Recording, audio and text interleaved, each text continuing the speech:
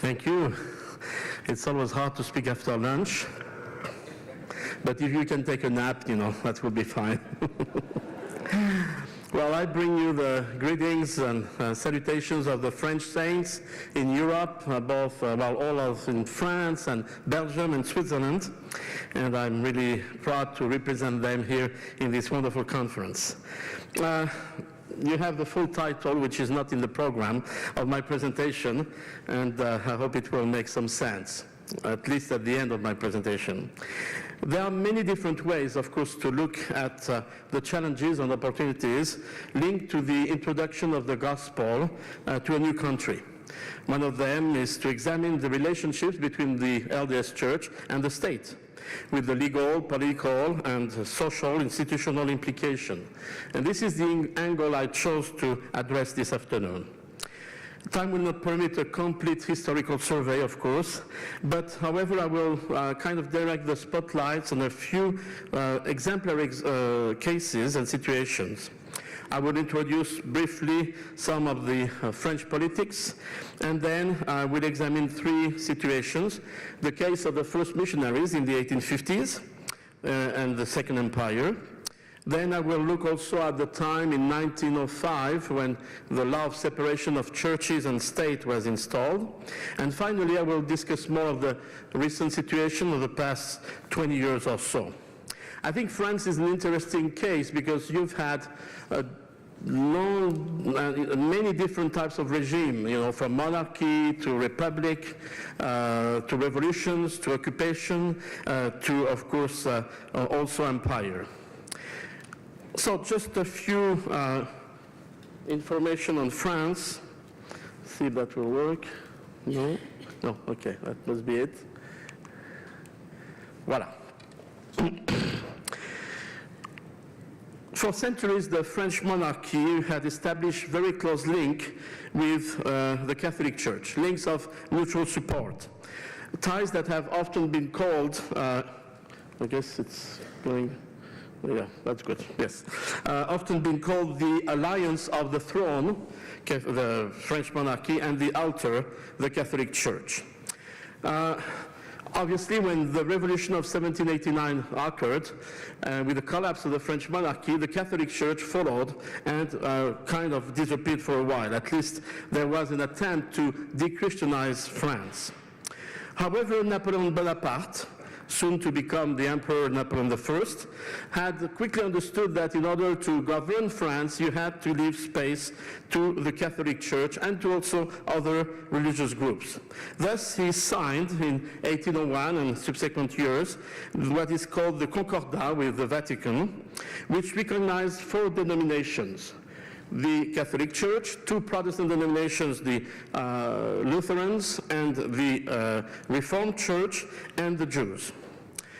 And this situation of the Concordat remained in France until 1905, the law of separation. When the first missionaries from the church arrived in France in 1849-50, the situation was interesting. I think, as it has been recently shown, the church leaders were looking at Europe and particularly observing the time of the revolution of 1848. Their worldview and particularly their sense of history as LDS leaders led them to think that God's hand was at work in these societal transformations. They hoped to see a hastening of the imminence of the Second Coming and the millennial reign of Christ. France particularly seemed to be fit for such progress and hopes. After all, it was the country of the Declaration of the Rights of Man.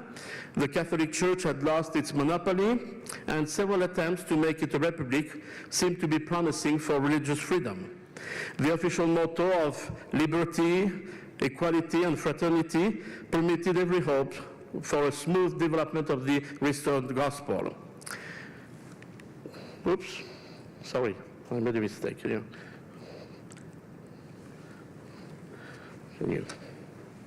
I have to push the right button. Okay.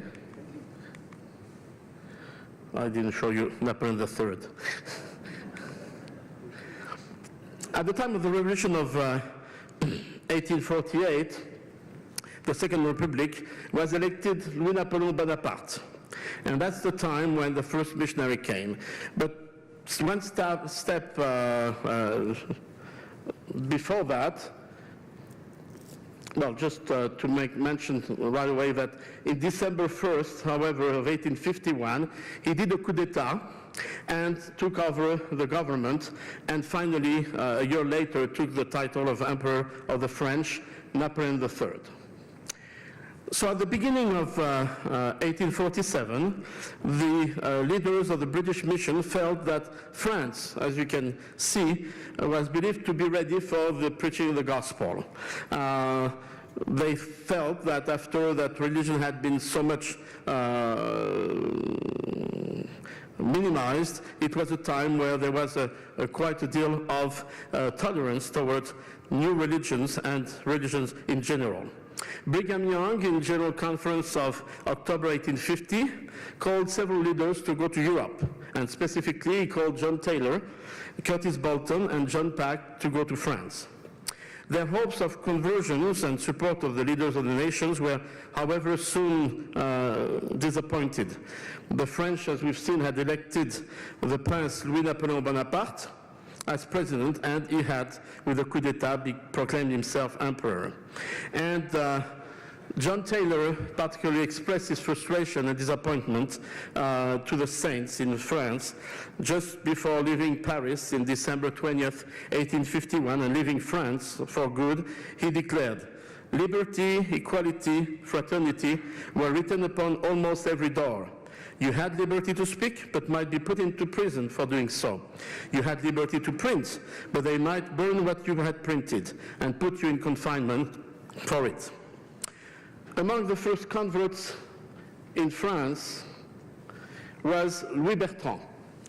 Louis Bertrand, originally from the Marseille area in the south, had traveled the world and had lived 7 years in the United States. He was baptized in December 1st, 1850, in the Seine River. He played an important role in the translation of the Book of Mormon into French. For articles he wrote for the Étoile du Déseret, the magazine, and many other responsibilities.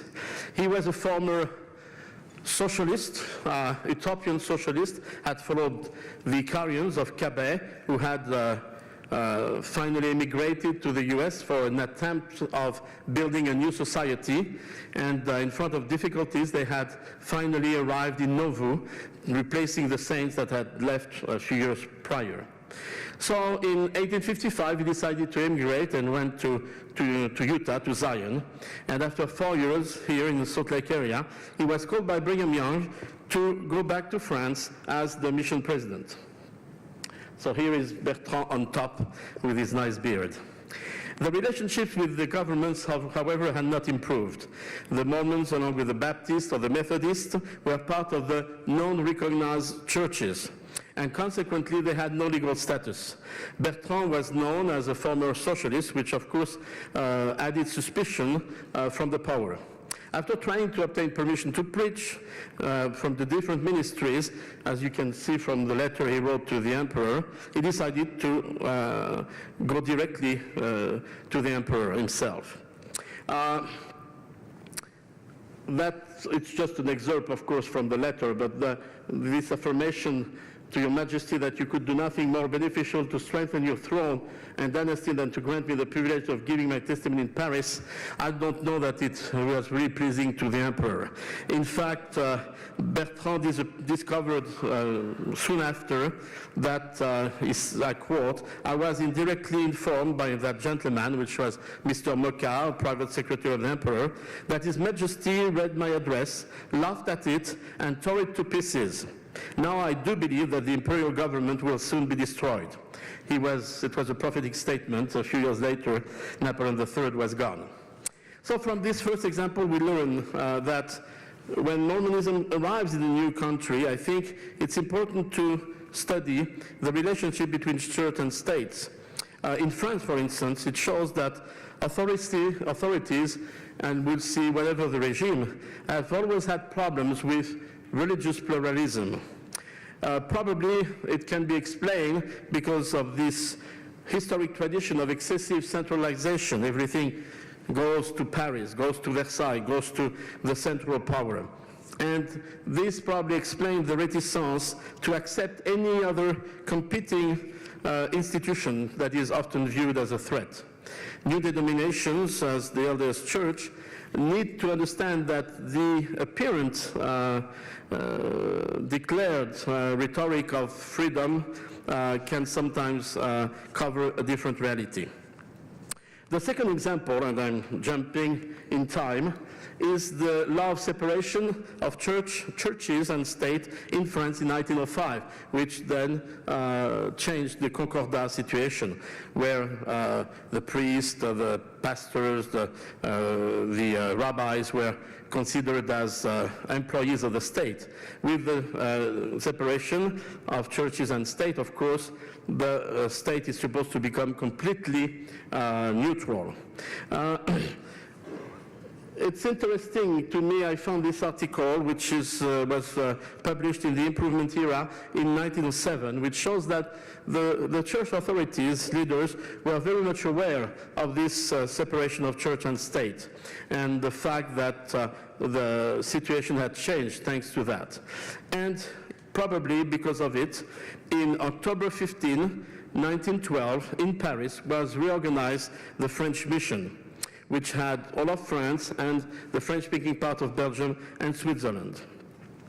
Obviously, 1912, you can imagine that it didn't last very long. 2 years later, the missionaries were evacuated and the mission was closed again.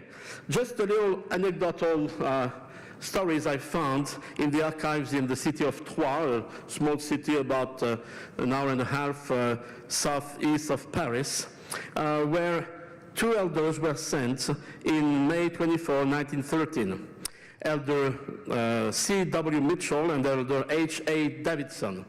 They were doing door-to-door tracting, first missionaries in that city since the church had come and reopened in 1912. And some of the neighbors were quite worried and had made a complaint to the mayor, who in turn sent a letter of inquiry to the police department of the city. And here is the answer of the officer that did the inquiry, and I think it's quite interesting, the second paragraph. These individuals of very suitable putting have introduced themselves in most quarters of the city. They are very impolite and correct and do not enter the apartments on which they knock unless invited by the person. They deliver a small religious pamphlet, inviting the person to read it and withdraw without asking or accepting anything as price of this pamphlet. They claim to be apostles of this religion, plan to be here for a period of 6 months and live from their own resources. So the interesting thing to me here is that the situation has changed. Even though the mayor is complaining, the police officers do an inquiry and nobody can say anything. It's legal, they can preach, and obviously this is good news for the church. However, 1913 won't be very long before we have to close the mission again. I do another jump now in time. I had pictures of missionaries of 1913. It's not the ones who were there, but 2 of their companions. I jump now to a closer time in 1951. Is it? Oh, I didn't put the date on it. What happened was that already before the war, the mission presidents of Europe realized that in order to build chapels, they had to have some kind of legal recognition. And France had no legal official recognition in terms of the church. And so it was decided to try to change that. And the mission president after the war, President Barker, started to work on it.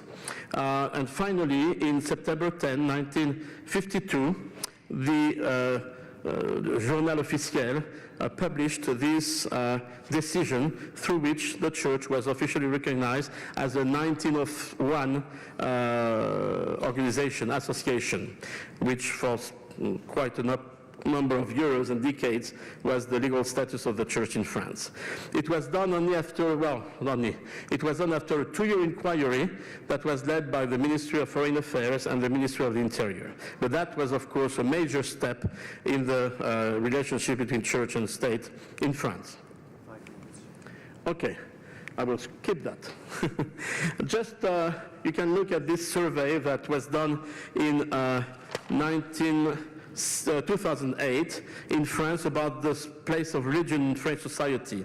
And you will see the contradiction and the ambiguity again among the French people. They think that religion can play a role in society, especially to transmit values to the young generation, but at the same time they think that religion can create conflicts and tension, and thus they think that it should be left to the sphere, the private sphere. Here you see a list of what I call the anti-sect period of the relationship of churches and states in France for quite a number of years, we could say maybe about 20 years. There was a kind of a campaign against any small group, new religious movements, sects and cults, and you can see the number of inquiries that have been done by the parliament. Fortunately, in all of these inquiries, the church was always seen as different and considered as a group that was not creating problems.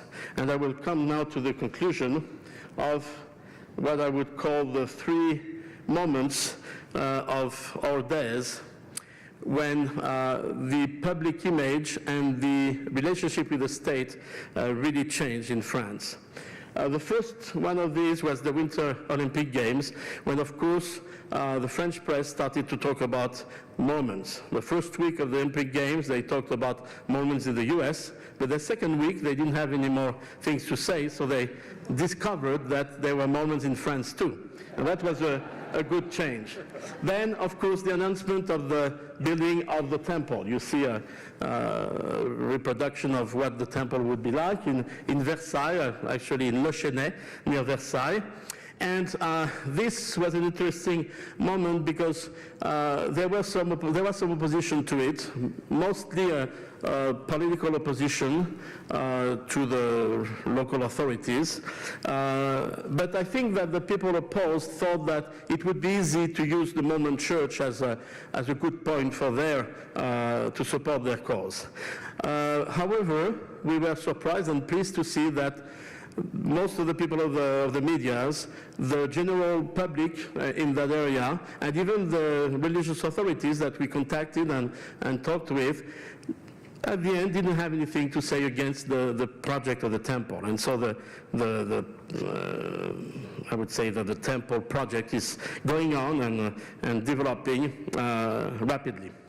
And finally, well, we should mention the fact that in 2009, the church obtained that status, legal status of association cultuelle, which is a greater type of recognition and has, of course, some tax issues attached to it. And finally, the Mitt Romney campaigns of 2012 was a great and wonderful moment for us, especially because he had served a mission in France. So all of the medias, not only from France, but from England and from the United States, wanted to know about him.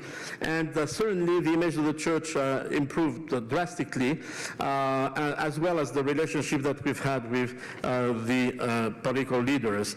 I guess they thought that if somebody, a Mormon, could arrive to that level of leadership in the US, after all, the church had to be considered not as insignificant or negligible. So that's the 3 moments I wanted to present to you. Here is Mitt Romney as a young missionary in France, and that's when they came. And I have a little list of conclusion. I think that when the church enters a new country, or maybe considering its status in countries where we've been for years, it would be good to look at some of these questions, and probably many more. But those relationships need to be followed and observed and developed. I believe that The case of France shows us that we should not take for granted the reality of freedom of religion.